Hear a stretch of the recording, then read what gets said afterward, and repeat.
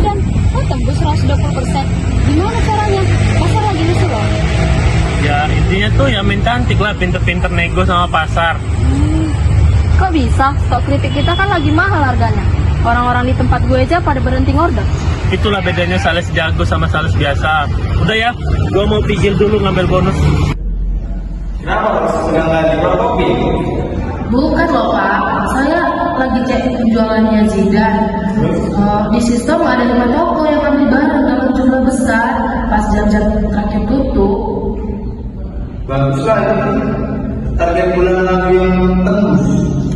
Masalahnya Pak, saya coba cek di toko-toko ini, semuanya hampir mentok. Dan anehnya, tanda tangan di faktur-faktur ini hampir sama.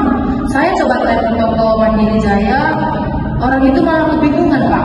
Orang itu cuma bilang salesnya cuma pengaruh barang di parkiran aja. Maksudnya? Sepertinya barang-barangnya nggak benar ke toko semua deh Pak. Hanya faktur yang dicetak agar target tercapai.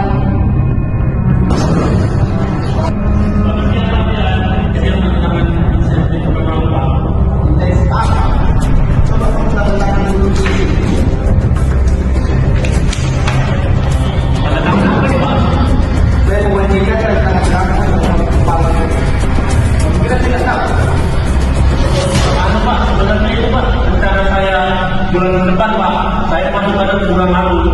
Dengan begitu kita kan sama Pak, perusahaan juga dapat untung. Untung dari mana? Secara sistem, barang itu sudah tidak ada, sudah keluar. Tapi secara faktanya, barang itu masih ada di gudang. Tapi Pak, bulan depan banyak orang Pak. Dengar ya, yang pertama kita harus bayar pajak atas penjualan palsu. Yang kedua biaya operasional yang boros. Dan yang ketiga, toko-toko itu kayaknya nggak hancur sama kita. Dan secara admin, kita perusahaan jadi buka Zidan. Uangnya nggak ada, tapi laporannya ada. Kita nggak bisa gaji karyawan kalau cuma pakai angka di atas kertas. Saya ngerti. Tapi salah. Kejujuran harus menjadi fondasi. Ini 120% kamu yang saya visi. Dan bonus Tolong Pak, jangan dipecat Pak. Saya akan berikan satu kesempatan. Tapi ada satu syarat.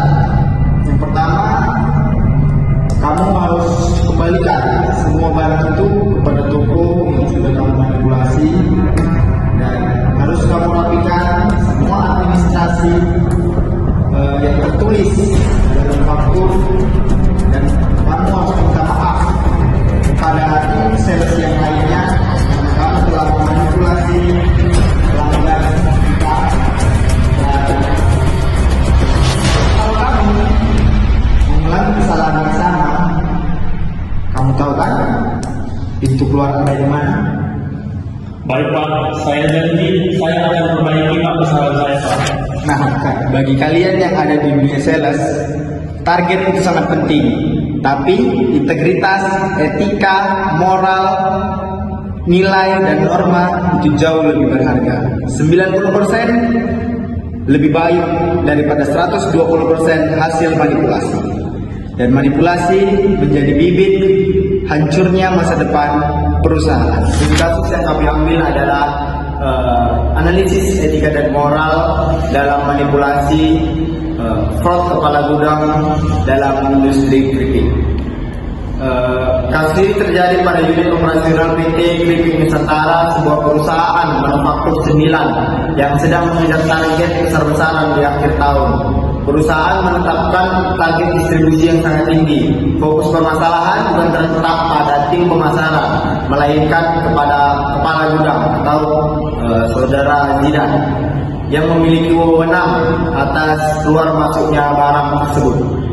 Zidan yang merasa tertekan oleh target gudang dan iming-iming bonus melakukan kolusi dengan beberapa oknum admin untuk memanipulasi dokumen pengiriman. Zidan menerbitkan surat jalan ke distributor sehingga secara sistem akuntansi penjualan tercatat melonjak sebesar 120%. Namun pada kenyataannya di lapangan bahwa barang tersebut tidak pernah keluar dari area gedung. Saudara Zidan menyembunyikan stok fisik tersebut pada area zona mati atau melaporkannya sebagai barang rusak atau retur dalam sistem internal untuk menutupi keberadaan fisik barang tersebut yang seharusnya sudah terjual.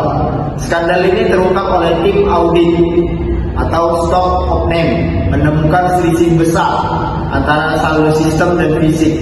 Manipulasi ini menyebabkan perusahaan melaporkan laba semu, membayar pajak yang tidak perlu, dan memahami kerusakan kualitas produk atau kadaluarsa karena stok tak tertahan oleh gudang yang sangat lama. 2. Pada fondasi dari seluruh laporan keuangan. Dalam kasus ini terjadi pelanggaran etika, utilitarisme, dan deontologi.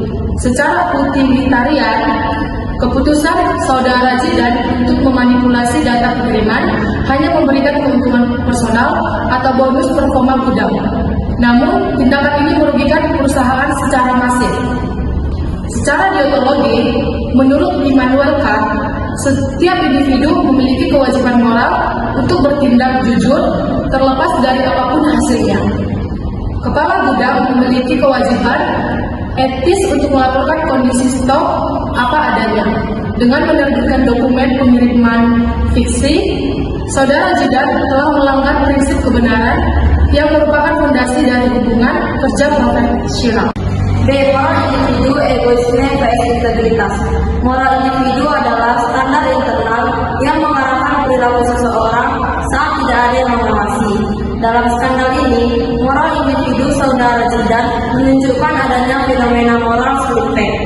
Ia membenarkan tindakan ilegalnya dengan alasan demi mencapai target perusahaan atau semua orang juga melakukan hal yang sama. Ketidakhadiran integritas moral dalam diri Saudara Zidan menyebabkan ia berani mengambil risiko hukum demi ambisi pribadi. Moral yang kuat seharusnya berfungsi sebagai rem ketika sistem kontrol internal perusahaan lemah.